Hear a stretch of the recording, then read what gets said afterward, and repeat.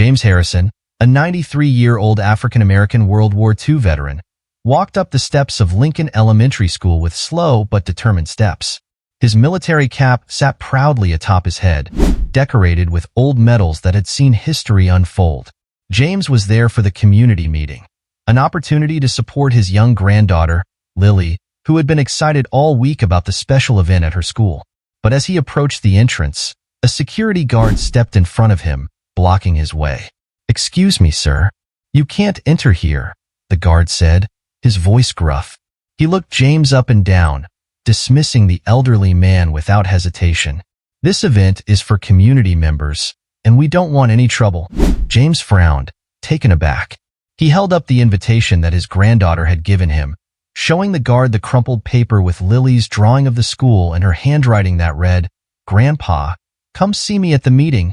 Before we continue, let us know where you are watching from and if you've ever experienced a moment where someone underestimated you. Don't forget to subscribe for more inspiring stories like this one.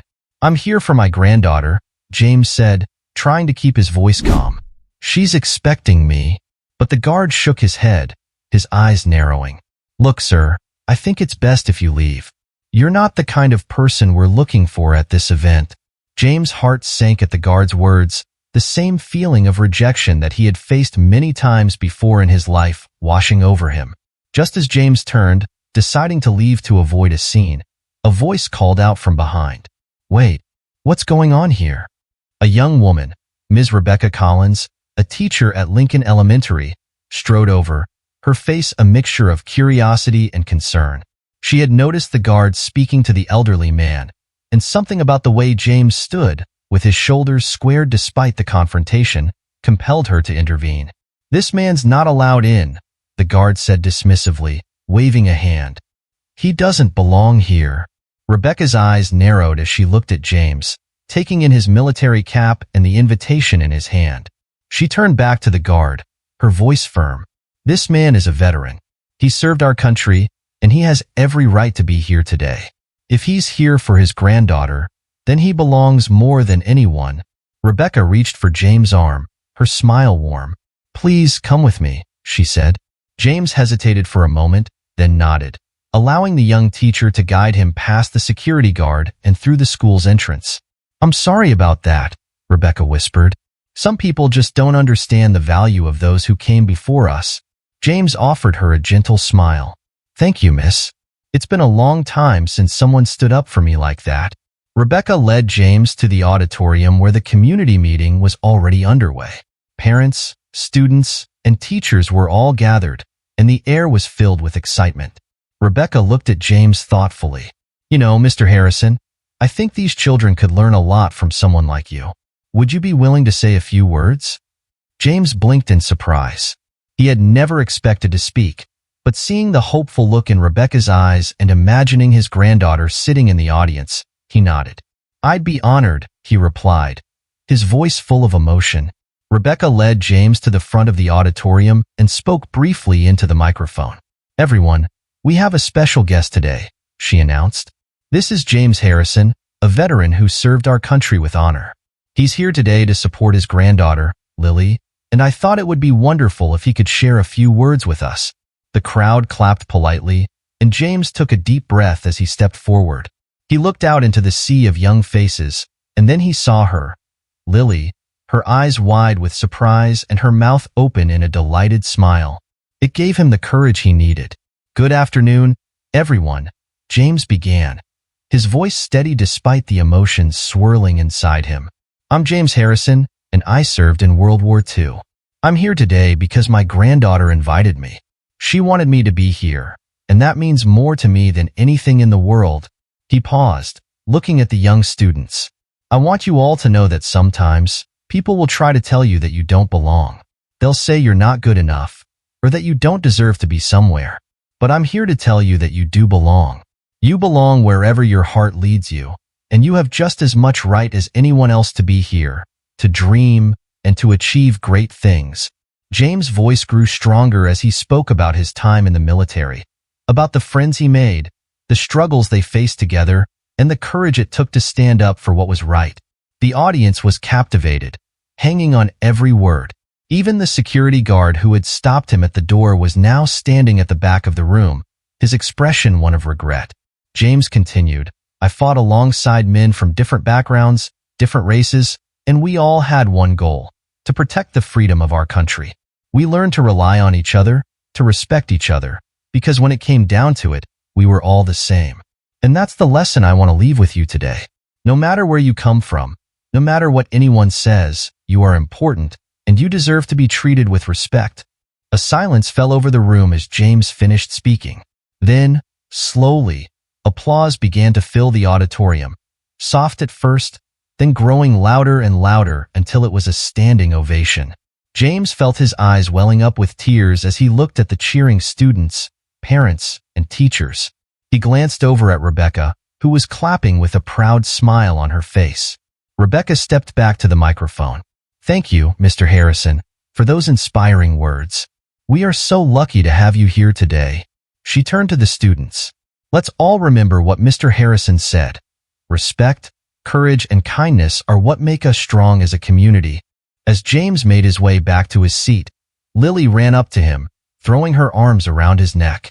Grandpa, you were amazing, she exclaimed, her voice full of pride. James hugged her tightly, his heart full. Thank you, sweetheart, he whispered. I did it for you.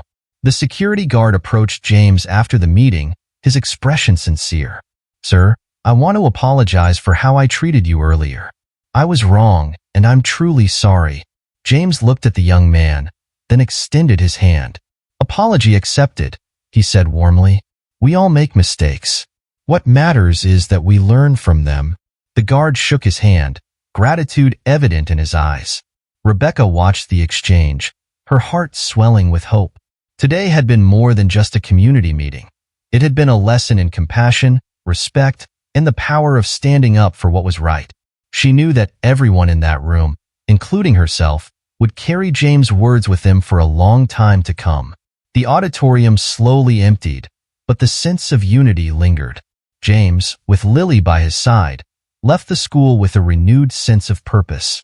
He had not only supported his granddaughter that day, but had also reminded an entire community of the importance of respect and belonging. James took a deep breath as he stood at the front of the auditorium, the weight of the moment pressing down on him. He adjusted his cap slightly, then looked out across the audience, the young faces staring back at him with curiosity. His eyes settled on Lily, sitting in the second row, her eyes wide with excitement and admiration. The sight of his granddaughter filled him with warmth and gave him the courage to begin. Good afternoon, everyone, James started, his voice steady but carrying the depth of his years. My name is James Harrison, and I served in World War II. I'm here today because my granddaughter, Lily, invited me. She wanted me to be here, and that means more to me than anything in the world. He paused for a moment, allowing his eyes to sweep across the auditorium again. The room was quiet, the children and adults alike waiting for what he would say next. You know, when I walked in here today, I was stopped at the door. Someone told me that I didn't belong here, that I wasn't the right kind of person to be part of this event. James' voice was calm, but there was an unmistakable note of hurt beneath the surface. But I want you all to understand something. Sometimes, people will tell you that you don't belong.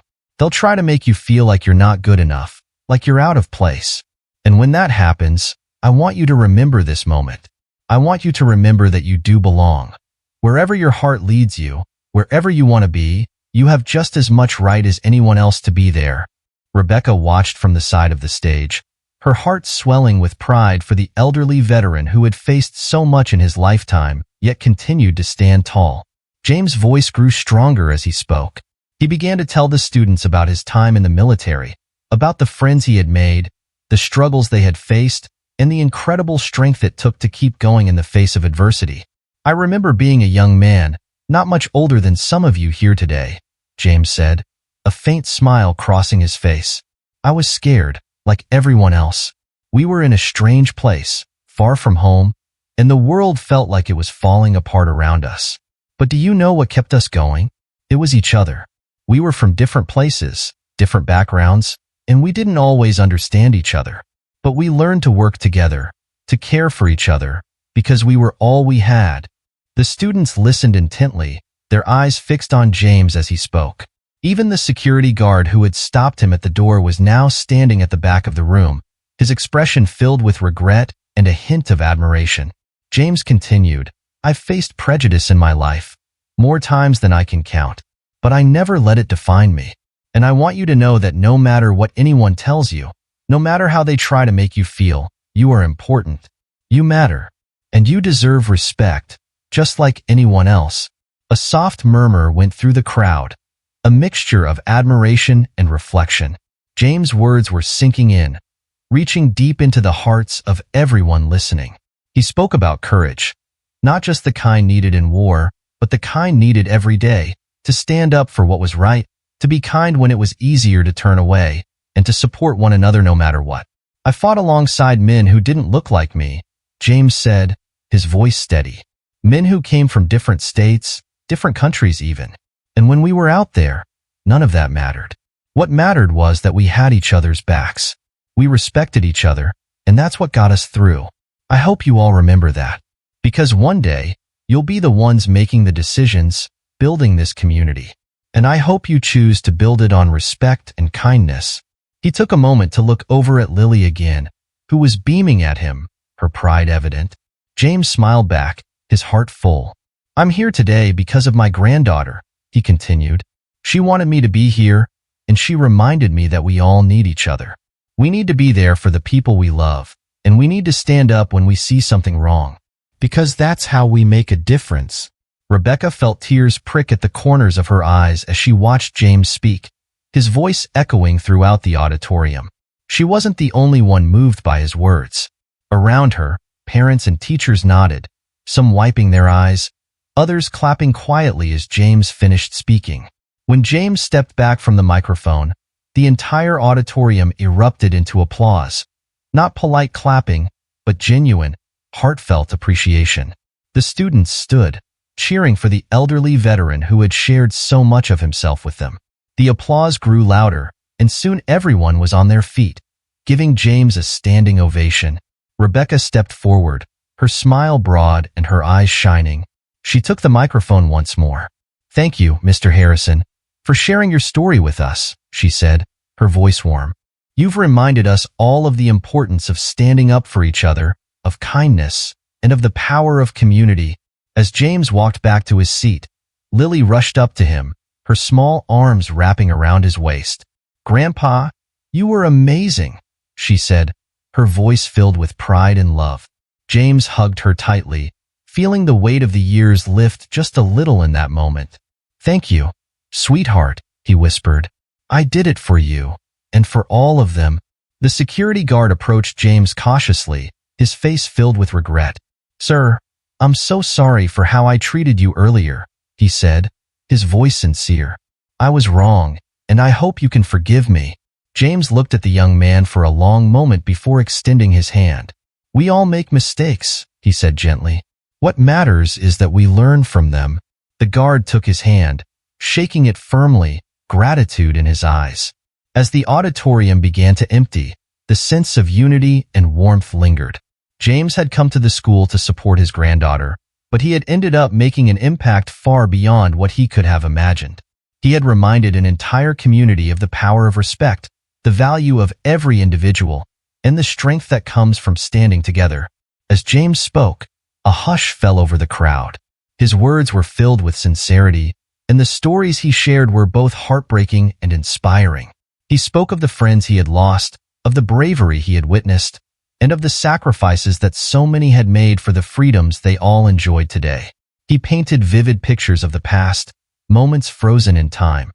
The sound of gunfire, the comforting presence of his comrades, and the overwhelming sense of purpose they all had.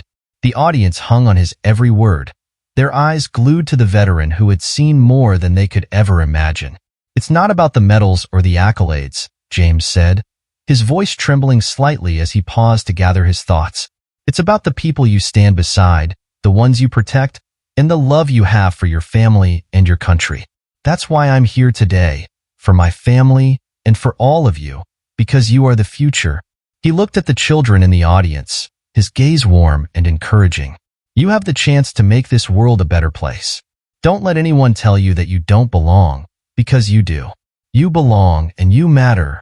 Rebecca watched from the side of the stage, her heart swelling with pride.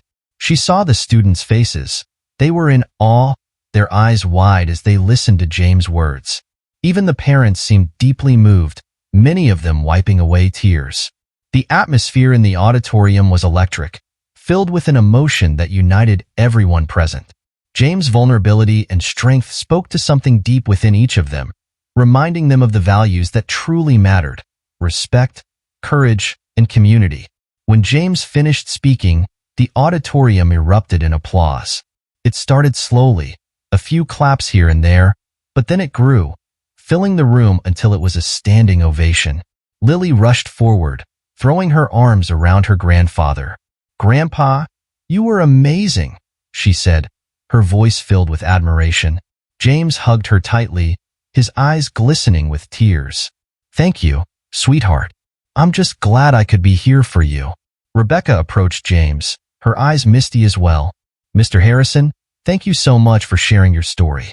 I think you've touched everyone here today," she said, her voice full of gratitude. "Would you mind staying a bit longer? I think some of the students would love to meet you." James nodded, smiling warmly. "Of course. I'd be happy to." As the students began to gather around James, eager to ask questions and shake his hand, Rebecca watched the scene unfold with a sense of fulfillment. This was what teaching was all about: bridging the gap between generations, helping young people understand the past so they could build a better future. She watched as James patiently answered the children's questions, his face lighting up as he spoke to each of them. One young boy, no older than 10, looked up at James with wide eyes. "Were you scared, Mr. Harrison?" he asked, his voice barely above a whisper. James knelt down so that he was at eye level with the boy. "Yes, son," he said honestly. "I was scared a lot of the time. But being brave doesn't mean you're not scared. It means you do what's right, even when you're scared. And that's something you can do too." The boy nodded, his eyes shining with admiration. The security guard who had initially turned James away was standing at the back of the room, watching the interaction unfold. He seemed different now. His shoulders weren't as rigid, and his expression was softer. Slowly, he made his way over to where James was standing. When there was a pause in the conversation, the guard cleared his throat, drawing James' attention. "Mr. Harrison," the guard began, his voice filled with regret. I want to apologize for the way I treated you earlier. I was wrong, and I'm truly sorry." James looked at the young man, seeing the sincerity in his eyes. He extended his hand, giving the guard a kind smile. "We all make mistakes, son," he said gently. "What matters is that we learn from them. I appreciate your apology." The guard shook his hand, visibly relieved, and nodded. "Thank you, sir. It means a lot." Rebecca watched the exchange, her heart swelling with hope. This was what real change looked like, one person at a time, choosing to do better, choosing to be kind. It wasn't always easy, but it was moments like these that made all the difference. As the afternoon went on, the community meeting turned into something more. It became a celebration of resilience, of unity, and of the power that lay in every individual to make a positive impact. The children laughed and played, their parents chatted with James, and even the teachers found themselves drawn into conversations about history, bravery, and the future. James, who had once felt like an outsider that morning, now felt like a cherished member of the community. He had come to support his granddaughter, but he had ended up touching the hearts of everyone present. As he looked around the auditorium, at the smiling faces and the laughter that filled the room, he knew that this was a day he would carry with him for the rest of his life. Rebecca walked over to James as the event began to wind down. "Thank you again, Mr. Harrison," she said softly. "You've given these children, all of us, something truly special today." James smiled, tipping his cap slightly. "It was my pleasure, Miss Collins, and thank you for standing up for me. You reminded me that there's still a lot of good in this world." Rebecca nodded, her eyes glistening. "There sure is, Mr. Harrison, and you're a big part of it." As James and Lily left the school together, hand in hand, James felt a sense of peace wash over him. He had faced many battles in his life, but today had been a victory of a different kind. a victory of kindness, of understanding, and of community. And that, he thought, was the greatest victory of all. After the event, the security guard approached James, his head bowed and his expression earnest. He shifted nervously, clearing his throat before speaking. "Mr. Harrison, I'm truly sorry for the way I treated you earlier," he said, his voice sincere and filled with regret. "I didn't realize who you were, but I see now that it doesn't matter who you are. I should never have judged you like that. It was wrong of me." James looked at the guard for a long moment, his gaze calm but piercing. The young man's shoulders slumped, his face flushed with embarrassment. There was a tense silence before James finally nodded, his expression softening. "Thank you for your apology," he said, his voice gentle. "We all make mistakes. What matters is that we learn from them, and it seems like you're willing to do that. That's all anyone can ask." The guard's eyes brightened slightly, and he extended his hand toward James. "Thank you, sir. It means a lot that you'd be willing to forgive me," he said.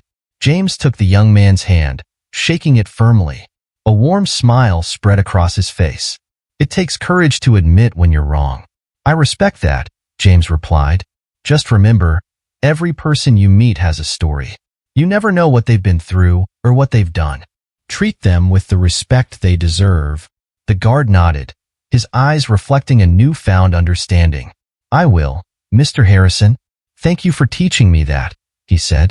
Rebecca watched the exchange from a few steps away, her heart swelling with pride and hope. She stepped closer as the guard walked away and smiled at James. "That was very gracious of you," she said softly.